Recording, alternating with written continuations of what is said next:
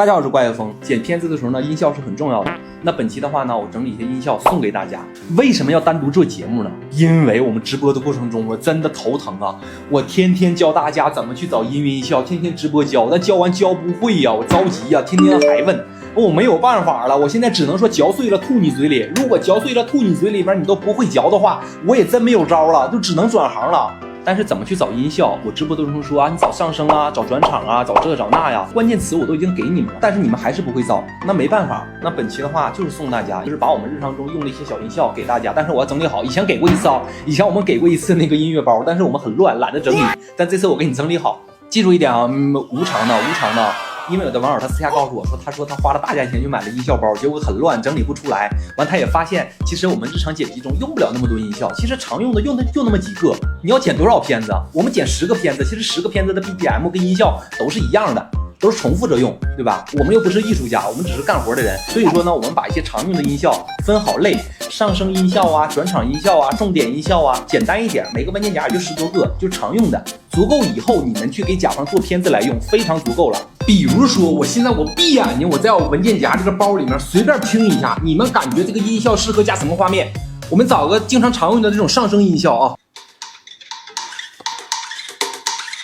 节奏感强不强？准备上升，对吧？就这种音效特别多，听过渡音效，对不对？对不对？就这种音效特别多，但是呢，有个前提要求，大家一定不能害我，因为呢，这些音效在其他人看来都是要花钱付费去买的。完了呢，如果我这块说免费送给大家，那人家是不是要搞我？所以说，大家要拿到音效之后不要外传。第二，不要说是我给的，明白什么意思吗？但是这个东西足够你们剪片子用了。妈，我说这句话，人他妈同行能不能整死我？那不录了。说白了就是新手不会找音效，然后就被坑钱。大家不能害我啊！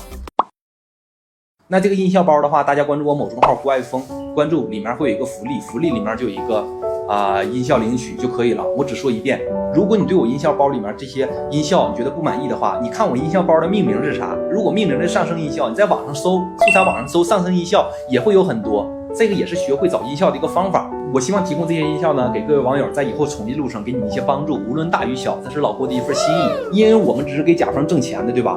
我们快速交片，其实10个片子 BGM 音效都是一模一样的，只要交片就好，不要考虑那么多。我们是一个干活的人，又不是艺术家，考虑那么多干嘛呀？